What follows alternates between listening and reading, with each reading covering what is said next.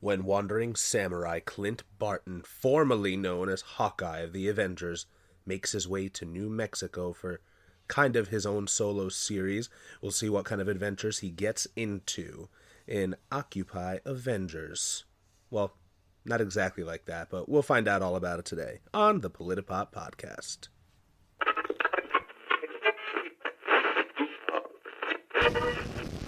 Three, two, one.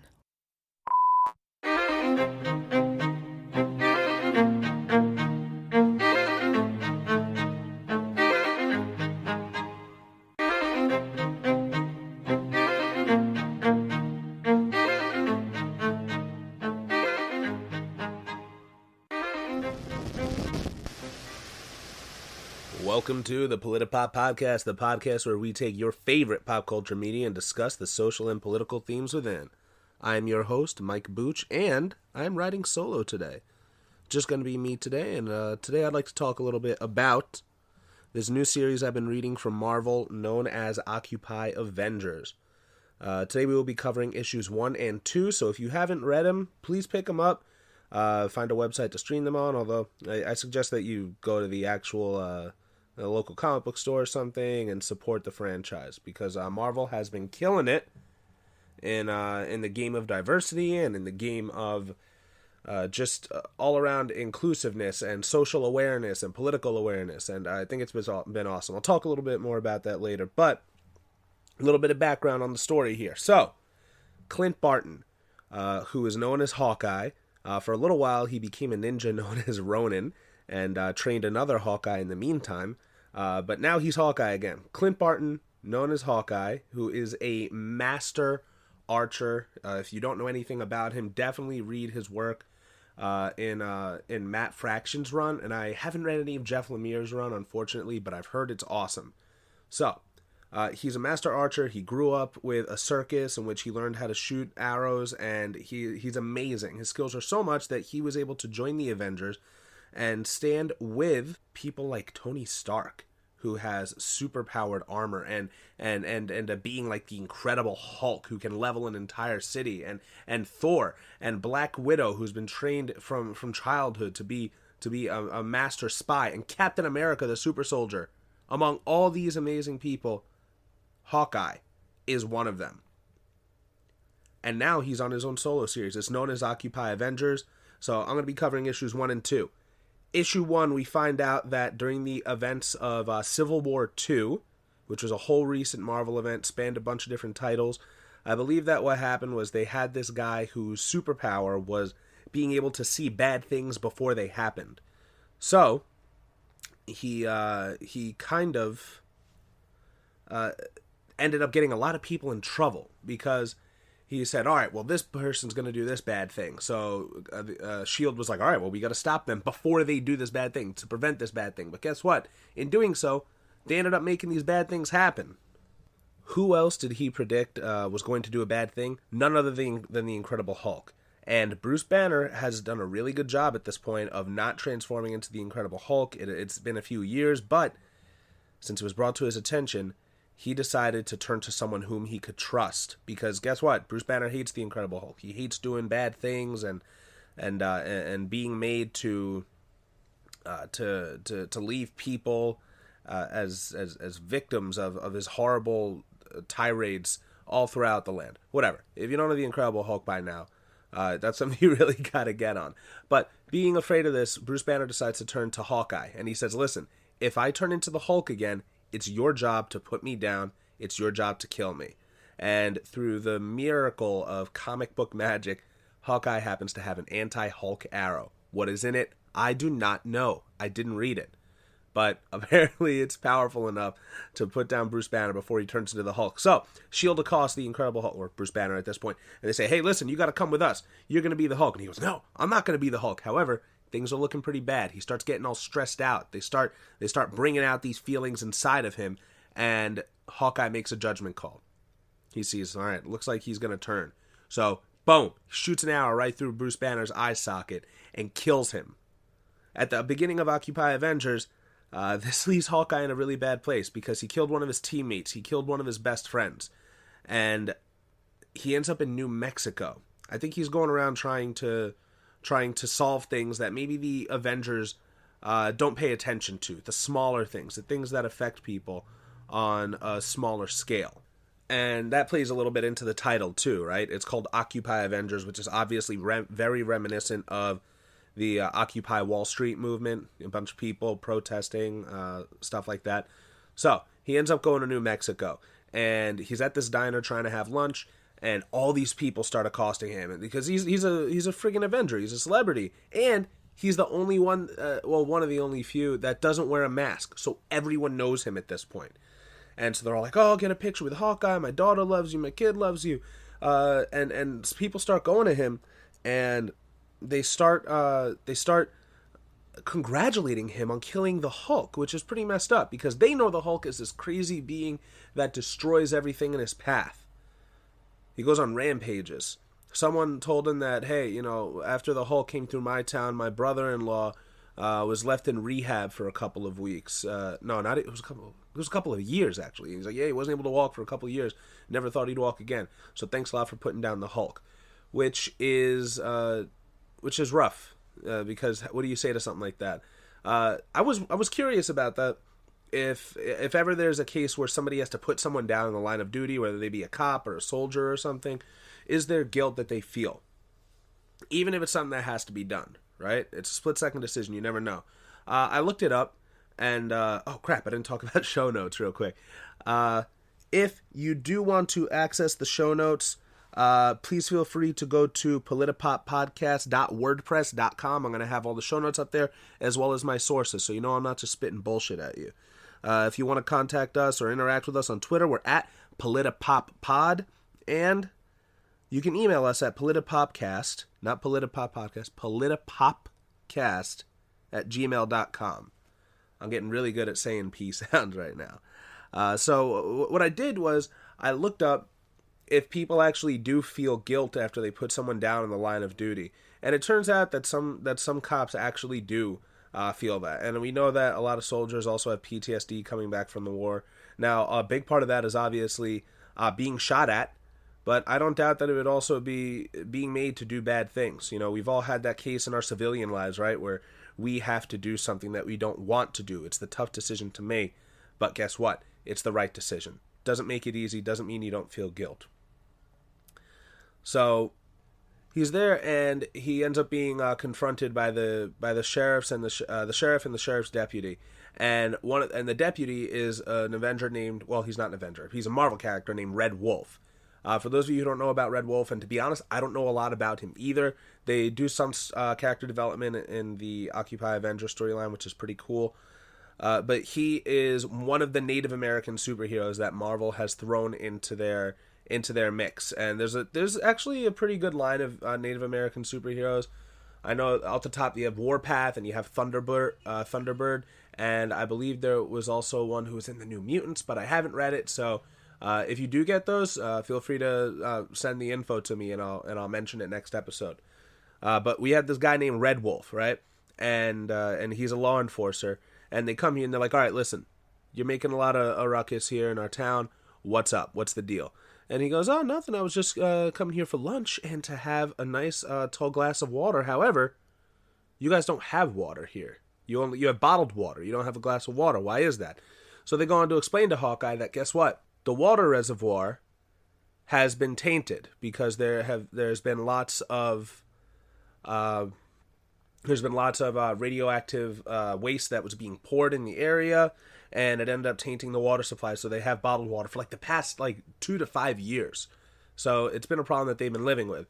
On top of that, that water reservoir belonged to none other than the Sweet Medicine Indian Reservation, and that was their big source of income. They would work with the local people to trade, to get money and everything. So now the Indian Reservation has been suffering big time. They're poor, they're sick, they don't have fresh water, and they can't. Now their whole means of living is gone. So this is a problem that Hawkeye decides he's going to tackle on his own. So I love the idea that Hawkeye goes to tackle this because, like I said before, it's not something that's so big. It's not an alien that's destroying the world. It's not a bunch of Ultron robots that are attacking Sokovia or anything like that. It's a problem that's going on locally in New Mexico, but it's not really big enough for the Avengers to solve. And I once again, I just love the idea that Hawkeye is going out to help the people. He is one of the people, right? He's not a super person. He's just a regular person. He's just a guy trying to make a difference, which I love because that's something that we can all do, right? In our own small way, we can make a difference. So, this whole situation reminded me very much of two recent events, neither of which has been completely solved.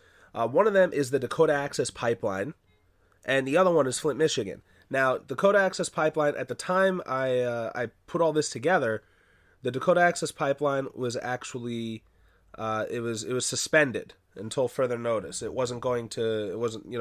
construction was stopped, but unfortunately, Donald Trump, I refuse to say the P word, which is his title now, in front of his name, but Donald Trump decided that he wanted to push through for both the Keystone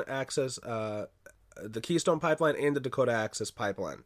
So I decided to do some research and find out what the deal was with either of those, in case you're not up to date. Also, it reminded me of the case in Flint, Michigan. Now, the case in Flint, Michigan was that their water was poisoned, and not only was it poisoned, one, but two, there were people that knew it was going to be poisoned beforehand.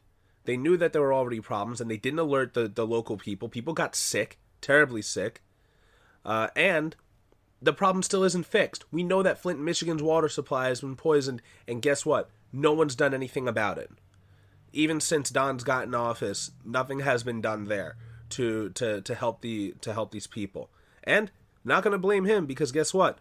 You heard me complain last episode, Obama didn't do anything about the Dakota Access Pipeline.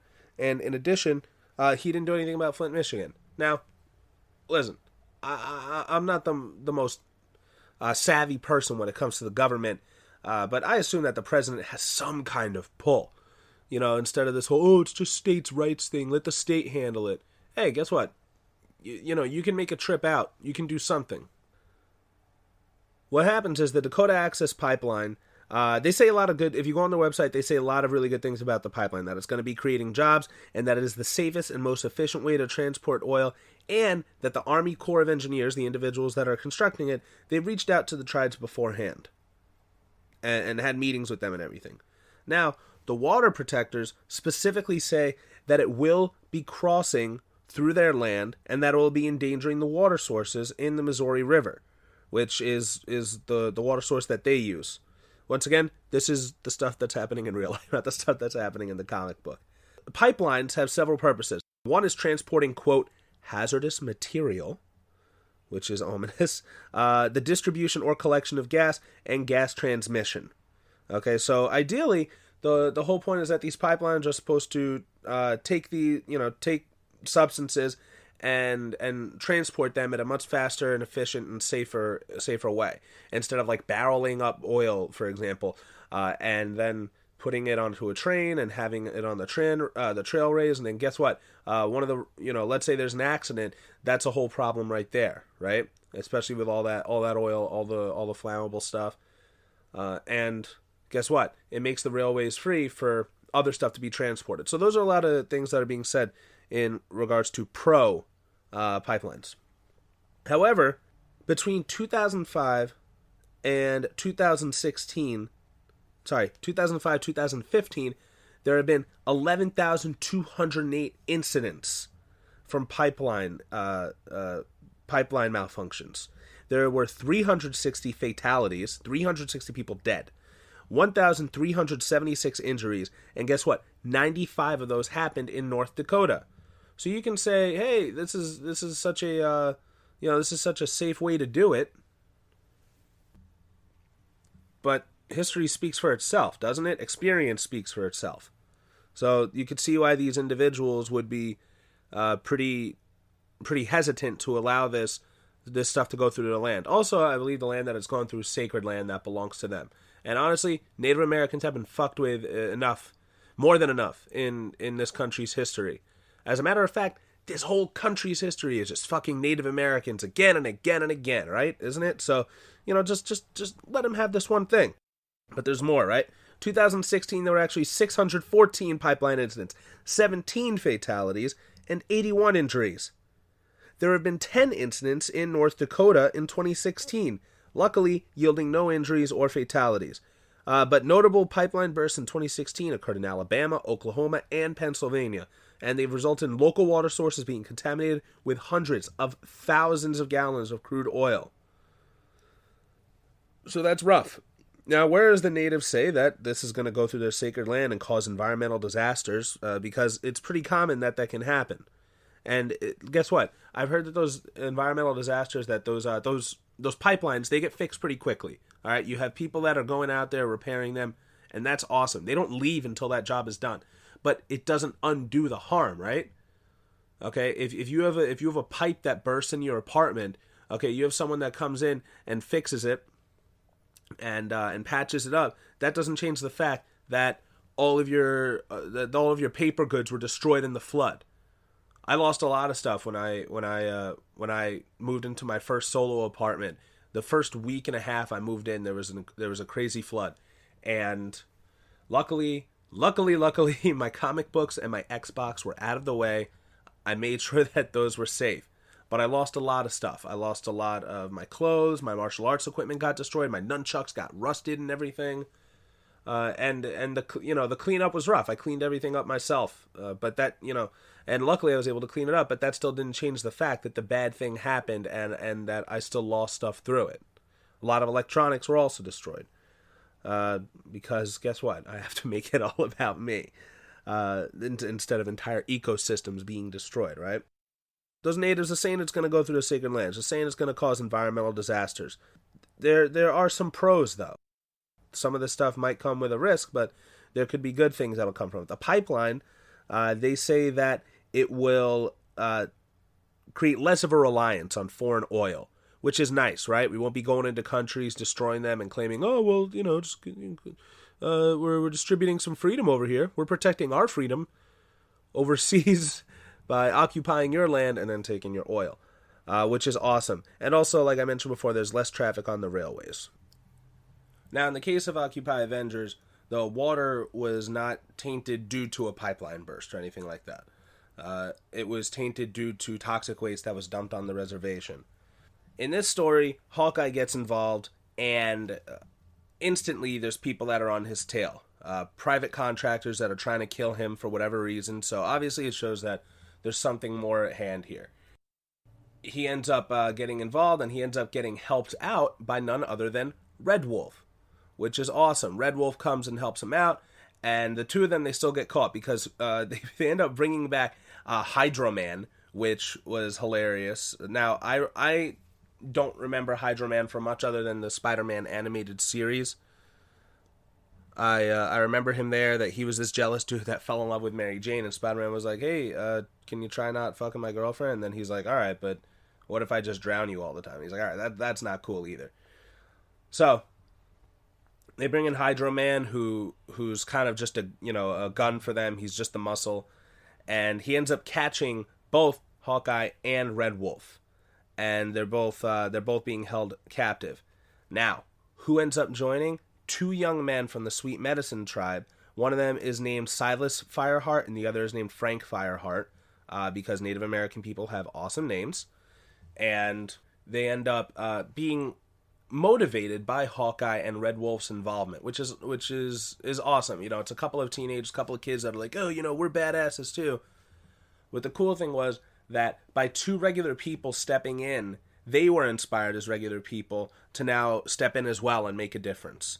Okay, it's pretty funny. They end up like driving in their sweet muscle car to go rescue them, and they have like hatchets, and one of them brings nunchucks and shit. Like, they think it's a huge action movie.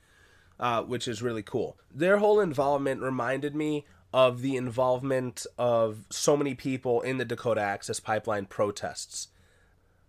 There's going to be a lot more, I imagine, and I'm very, very, I don't want to say afraid, but I'm very concerned, because if what happened before is any indication, then things are going to get really bad. In case you're not sure of what happened before, on this land, in the middle of winter, there were native people that were peacefully protesting, just standing there saying, hey, guess what? You're not allowed to build here. So the Army Corps of Engineers, they brought in dogs to bite them and attack them. They brought in water cannons. In the dead of winter, in sub-freezing temperatures, brought in water cannons to get these people to stop protesting and assaulted them with it. They brought in concussion grenades and beanbag guns, which, oh, that's great. That stuff is non-lethal. If you look those things up, they're actually known now as less lethal. That doesn't mean they're non-lethal, because if you get hit in the temple with a beanbag grenade or a not a beanbag grenade, with a beanbag fired from a gun or a rubber bullet, that's going to take you out. That's it. You get hit in the right place, anything could. There's some images online of people whose arms were torn apart by concussion grenades, which aren't like frag grenades. They're not supposed to dispense you permanently, but they're definitely supposed to deter you. That's what was happening. Now, these were just the native people that were standing up for themselves. But guess what? There were a lot of celebrities that started showing support all around the world. Celebrities came out to protest the Dakota Access Pipeline. Some were online. Mark Ruffalo, Leonardo DiCaprio, Ben Affleck, Gal Gadot, Jason Momoa, Ezra Miller, Riley Keough, which, if any of those sound familiar, it's because Ben Affleck, Gal Gadot, Jason Momoa, Ezra Miller, and Riley Keough are the members of the Justice League in the upcoming Justice League film. Okay, you got Batman, you got Wonder Woman, you got Aquaman, you got the Flash, and you have Cyborg, that are all not there in person, but they're there online saying, hey, stand up, stand with the Standing Rock tribe. Stop the Army Corps of Engineers from plowing through these people and destroying their land. So they actually kind of stepped up as heroes. However, they were filming the movie at the time, so they just made a video and posted it online. Mark Ruffalo also tweeted a lot about it, posted on Facebook. He's a hero through and through. Some of you are wondering where he's from. He actually is the Incredible Hulk in the Avengers films, in the Marvel films, which I believe his next film appearance is going to be in Thor Ragnarok, which is the third Thor movie. If I can digress a little bit, I'm looking forward to it. Not specifically because of Thor. I liked the first movie. I liked the second movie, but the third one, Ragnarok, is the Norse. In Norse mythology, that means that's the end of everything. And guess what? Where you have some apocalypses in other religions like Christianity, you have Armageddon, right? Where they're like, all right, God's going to judge everyone. The good people are going to come up. The bad people are going to stay behind.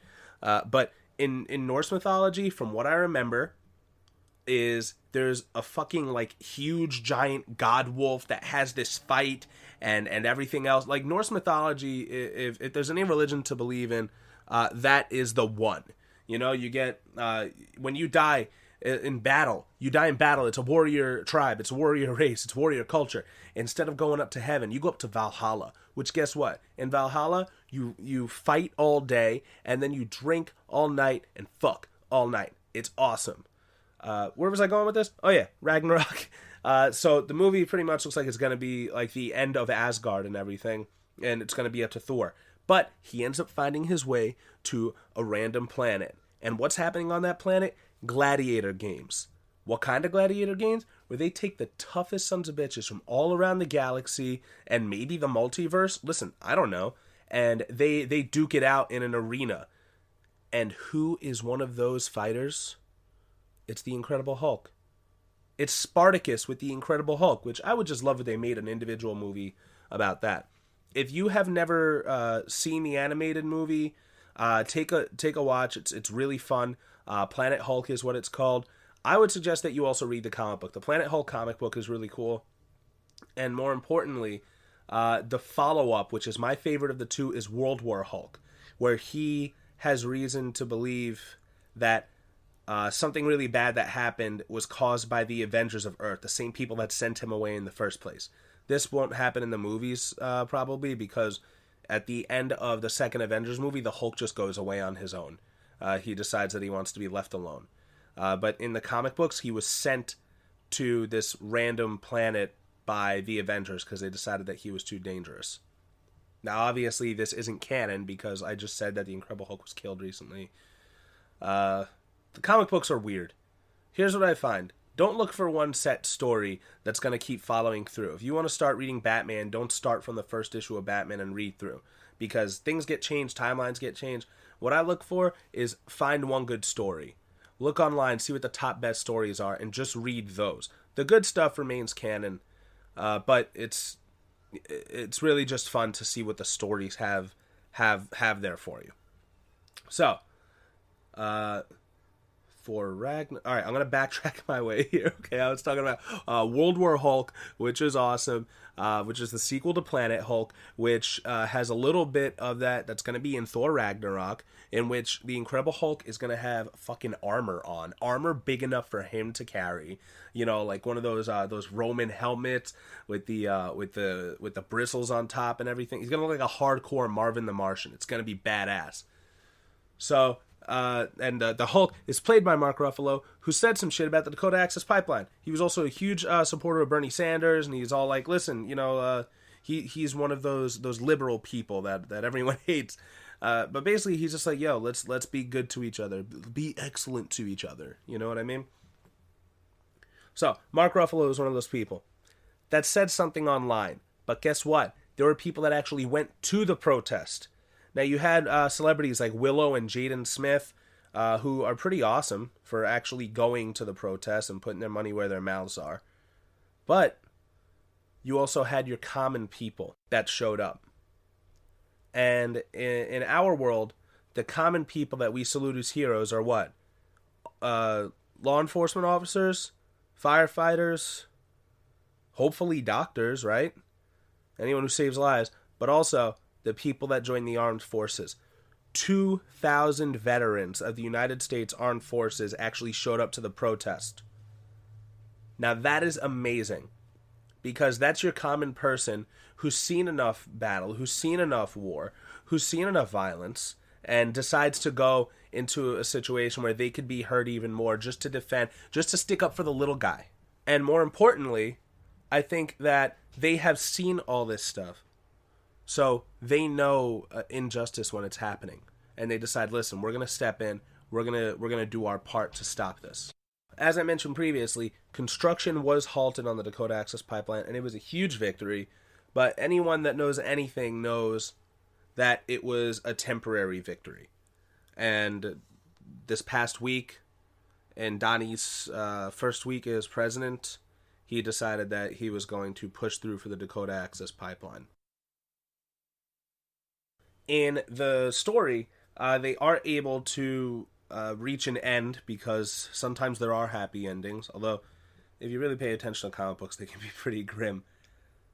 But in the story, they end up finding out that these private contractors, who the whole time were holding Hawkeye hostage, and they didn't want to kill him, reason being is because if the Avengers got involved, that was it for them. What eventually came to light was that there was clean water, and that it was being privatized and used by these contractors. I don't know exactly what their names were in the story. They were just, according to Silas Fireheart and Frank Fireheart, they were just like, oh, the white men, the evil white men are coming in and taking our stuff and using it for their own gain again, like they do.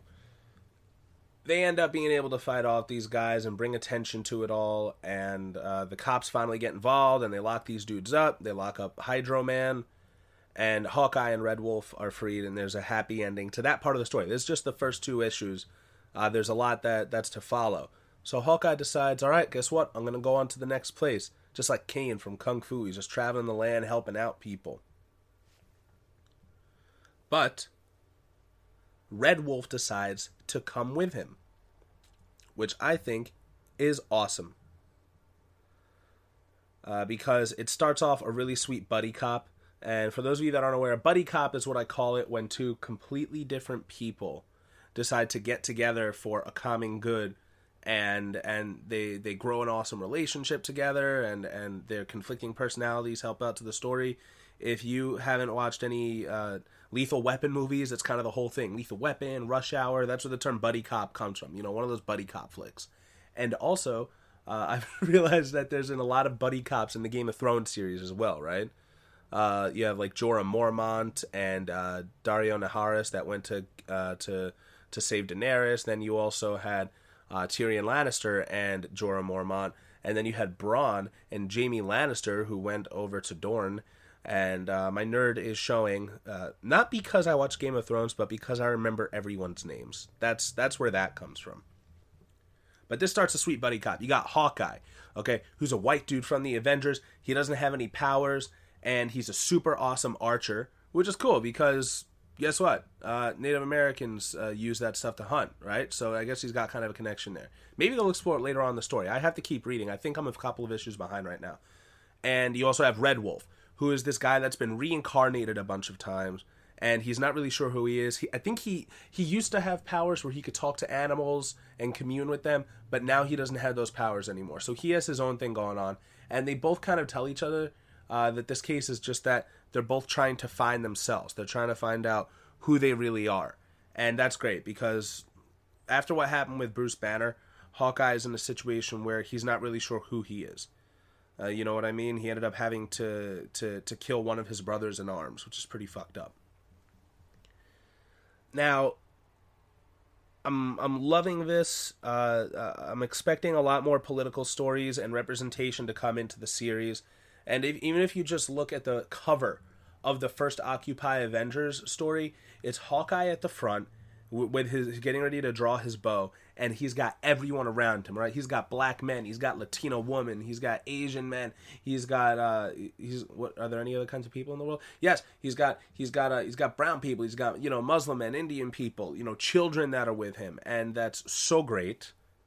What's so great about it is that it shows that this is a book that is going to be there for everybody, and no matter what background you come from, you're going to have a stake in it. And you're going to be able to take something out of it and read it. Now, Marvel Comics has been killing it in the diversity market. I've become more of a Marvel guy in recent years. I used to be more of a DC guy, but mostly it was because Batman is my favorite superhero, and there will be a lot of episodes to come that are based around Batman themed episodes. Okay, that's a whole thing. So that's why I was getting into DC. Also, I love the character of Superman, too. I think a lot of people think he's boring because he's so overpowered. I think that he's great because he's basically a god among mortals, right? And yet, instead of taking control of the planet like he could and ruling these ants as a supreme ruler as the way that he sees fit, he decides that he's going to risk his life day in and day out, one, defending them, but two, living among them. And I think that's awesome. I think he's a really great character, and we'll go into the philosophy of Superman a different time. But as far as Marvel, I have seen so much diversity recently, and guess what? I haven't even been reading their stuff that much. I've been just looking around, looking on the comic book stands, and seeing everything that they have available. Now they have Captain Marvel. Captain Marvel is now a woman named Carol Danvers who has awesome superpowers. She was a big player in the Civil War II arc. And that she has a movie that's coming out soon. They have Squirrel Girl, who I don't know much about her background. I just read some of her stuff, a story with her in the All New Wolverine series. And the All New Wolverine series is awesome because X-23, I believe her name, I'm sure I paid attention. I read over 16 issues of it. Laura Kinney is her name, and she's the main character of the Wolverine series. The best part about this is that she's Wolverine's clone, and Wolverine is dead. So she didn't take over as Wolverine girl, Wolverine woman, she Wolverine, or woman-verine, or anything that says her gender in the title. Guess what? She's Wolverine. Same thing with the new Hulk title that's coming out. It's not She-Hulk, it's not Hulk Woman, it's Hulk. That's it. Although She-Hulk is the main character, Bruce Banner's cousin. And what else did they do this in? Oh, Thor, which was awesome. Jason Aaron's run on Thor is one of the best runs on anything you will read. Jason Aaron is such an incredible writer, and I cannot suck his dick enough because he's awesome. Now, he wrote this arc in Thor, which I'm pretty sure she still is Thor, in which Jane Foster is Thor. She's not She-Thor, Woman Thor, Thor Woman, Thor Girl, or anything. She is just Thor. Because guess what that hammer says? Mjolnir says, whoever, not he who holds this hammer, whoever holds this hammer, should they be worthy, shall possess the power of Thor. And that's it. So she is Thor. And it's great. Now, we're not just talking about taking male characters and having woman counterparts in main title roles, which is awesome that they do that. But they also have an awesome amount of diversity. Ultimate Spider-Man right now is Miles Morales. In the Ultimate world, Brian Michael Bendis invented him, I believe, and has been writing him to perfection. And Miles Morales is a half black, half Latino teenager who is now Spider-Man in a world where Peter Parker is dead. And it's great. And they're not shy about it. They bring race right into it, and it's awesome. They also have the Ms. Marvel series, not Captain Marvel, but Ms. Marvel, played by Kamala Khan, who is an American Muslim woman. Well, she's a girl. She's also a teenager. But she's also great. That's great. And there's so many more that if you just take a look at any of Marvel's titles, you will see that there's a ridiculous amount of diversity. Now, some people say that this stuff is just being thrown in our faces and that they shouldn't force these characters into these roles, just to include different backgrounds. Which, to those people, Vin Diesel's outside again. To those people, I would say in the most polite way possible that it's not about this stuff being forced in. It's about real fucking life. Because guess what? If you go to New York City, I go into New York City almost every day because I work out in the city. And now you know a little bit more about me. Shit. Because I work out in the city. And if any given day, if you get on the Long Island Railroad, the LIRR as we call it, you will see an amazing cross-section of what America is and of what New York City is. And Marvel, the Avengers, most of them are based out of New York City. And guess what? It's not just white Tony Stark and white Captain America and white Black Widow and white Bruce Banner and white Hank Pym and white Thor. It's everyone. There are so many different kinds of people, and it's amazing that Marvel is finally putting that into place. Recently, I read an older Marvel comic, which was Amazing Spider-Man 33. It was written by Stan Lee, art and story by Steve Ditko, but Stan Lee, I guess, wrote out the script and everything. And the one thing I noticed, and I notice it more and more now that I'm more aware of this stuff, is that there are so many white people in that story. Now, these white people aren't being mean. These white people aren't being racist. They're not being villain. Well, some of them are. Dr. Octopus is a villain. But it's just that it's not realistic, right? If you have a character that's based out of New York City, or Queens, there's going to be so many other people. And that's the case. And a lot of people got pissed off that Spider-Man Homecoming has an Indian Flash Thompson and Zendaya is going to be in it. I think she's not going to be Mary Jane, though. She's going to be another character. And unfortunately, I forgot because I didn't read a lot of the old Ditko stuff, Stan Lee Ditko stuff. But I am getting into it. I'm going back to the comic book roots, right? But guess what? The kid goes to high school in Queens. It's going to be a very diverse high school, isn't it? So guess what? You could even make Spider-Man black. Okay, you have a kid that comes from a broken family and lives in Queens and doesn't have any money. I don't think that a white person is the first person that you think of, which I guess sounds kind of racist in the way that I'm saying it, but that's not really the way that I mean it. The way I mean it is that his experience isn't supposed to be meant just for one group of people. And that's what I love about it. And I want to go into this more in a different episode, but just talking about Marvel Comics origins in general and talking about the people that created them. A lot of the people that created them were Jewish refugees that escaped the Holocaust, and they changed their names. Stan Lee and Jack Kirby were both Jews and the biggest names in comic books in all of comic book history. And what I think that a lot of people who came from backgrounds that were known as minorities, that they see in Marvel Comics is they see themselves. My father was always a huge fan of superheroes, and he's the one that got me into it. His family immigrated here when he was 11 years old, and he decided to get involved in comics. That's how he learned how to speak English, and he hasn't outright said this to me, but I think the biggest part is is that in Spider-Man, you see someone who's not sure of themselves, someone who's trying to live between two different worlds, someone who's trying to make a buck, take care of their family, learn, do the right thing, and yet he's also a social outcast. He has these two different worlds to live in, and Spider-Man gives him that freedom to be who he really wants to be. If that doesn't scream immigrant to you, if that doesn't scream multicultural to you, I don't know what does.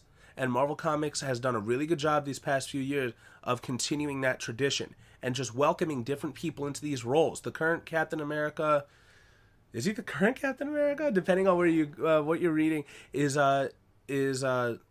Steve Wilson.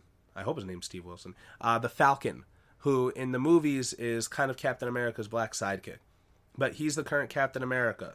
Because guess what? That's also a role that doesn't describe gender, and it doesn't describe color in it, right?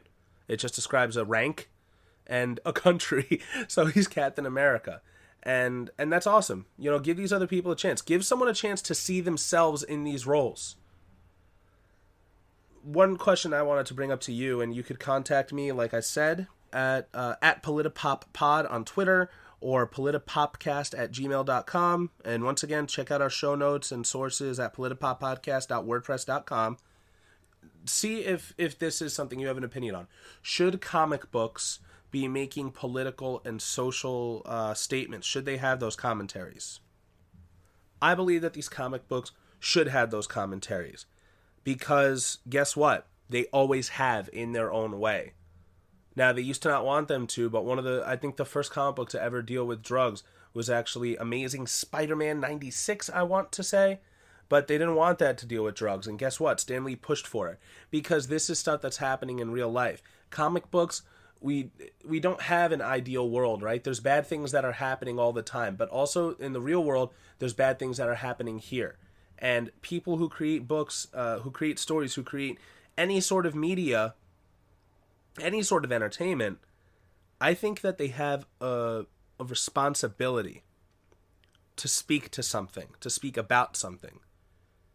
If you see a love movie, a romantic comedy or whatever, guess what? That came from someone's personal experience. So if you could talk about, or even a song, right? If Taylor Swift can make a bunch of songs about her past relationships, then why can't somebody make a comic book called Occupy Avengers about dealing with the current injustices that are befalling people? I think that it is, like I said, a responsibility. That if you look in any comic book, you'll see that they've already been talking about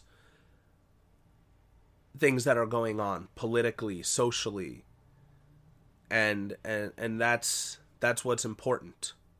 If you read Miles Morales, the Ultimate Spider-Man, at one point his costume gets ripped and someone's filming it and they find out that he's black, and someone goes, "Yay!" One of the bloggers, a Spider-Man fangirl, goes, "Yay! We have a black Spider-Man. We have a Spider-Man of color." And he goes, "Well, I don't want to be the black Spider-Man." Why is that important? Because to him, he just is who he is. He says he just wants to be Spider-Man. And that was always something that I noticed when I was growing up. My father is noticeably darker than I am. I am white. I'm a white man. I'm lucky enough to be born a white man. But he'd always be like, "All right, I'm Batman and you're Robin." But in the back of my head, if he puts on a Batman mask, guess what? Batman's a white guy, isn't he? So how can you be Batman? How can you be Superman? Superman's a white guy. A lot of people, a lot of superheroes, a lot of imaginary characters are white guys. And partially it's because we build them based off of ourselves, right? If you're a white comic book creator, you're going to make a character that represents you. That's based off of your experiences. So this case of Occupy Avengers is it's awesome. I think that it has a lot of potential. I want to see it to keep going further. And I want to see more of this. One, more diversity and inclusivity, not just in this book, but in all books. And I want to see more. There's so much happening in the world right now that you can't not look at it and talk about it in some way, shape, or form. You could be a dick like me and once in a while record a podcast and make 1 million Facebook posts and ruin your fucking friendships with people like I do all the time, and bring it up and annoy your girlfriend because she doesn't want to talk about any of this stuff. Or You can make something really cool that people love. Something that people hold dear, and that way, you know, if they watch it at 5 years old, they'll love it because it's cool. If they watch it at 10, they'll notice something different about it. If they watch it at 15, they watch it at 20. I can't tell you how many times I've read the same book, watched the same movie, and it's come out to be something, it means something different to me every single time. And that's kind of just what I love about this stuff in general. People tell me that comic books, they don't mean anything because they're imaginary characters. And yet some of these people are the same ones that lived their whole life based on a book about some dude who died and came back from the dead and performed magic tricks and talked about just being nice to everybody and treating people the way you want to be treated and not letting the banks control you and giving up your material possessions. So you tell me, you know, you have your religion, I have mine. I think that that's enough rambling. I could go on. I'm not even drunk, but I usually ramble like that when I am. So if you haven't picked it up yet, please pick up Occupy Avengers. Issues 1 and 2 is what was covered in this episode. The rest of the series is going to be great. I have no doubt about it. So please take a look at that. Take a look at the other Marvel titles that are coming out right now. Because as I said, they're killing it in the diversity market, and it's awesome. And I think also, if you are someone who's not used to a very diverse environment, read these things and it will introduce you to that stuff. Because that is also important. Seeing a different point of view, having a different frame of mind. And even then, if you see someone that's different than you, and they're having the same experience as you are. Because it brings you back to the whole, oh, we're not so different after all, are we? So, like I mentioned before, you can contact us on social media. You can contact us on Twitter at PolitiPopPod. Email me at politipopcast@gmail.com. Find our show notes and sources at politipoppodcast.wordpress.com. For Politipop Podcast, this has been Mike Booch. I'm signing off. Stay tuned for our next episode where we will be covering Batman vs. Superman and its connections to the War on Terror. Never stop thinking, never stop learning.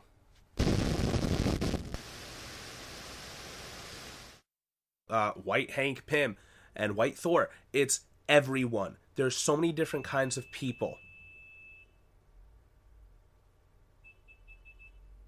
What the fuck is that? Jane Foster is Thor. And she's not She-Thor, and they even mentioned it in the story. She's not She-Thor. She's not Wolverine. She's not Wolverine Thor. Wolverine Thor would be fucking awesome, right? Imagine claws made out of Uru. Anyway, she's not She-Thor, Wolverine girl. Fuck, I keep messing it up. She's not She-Thor, Woman Thor, Thor woman, Thor girl, or anything. She is just Thor.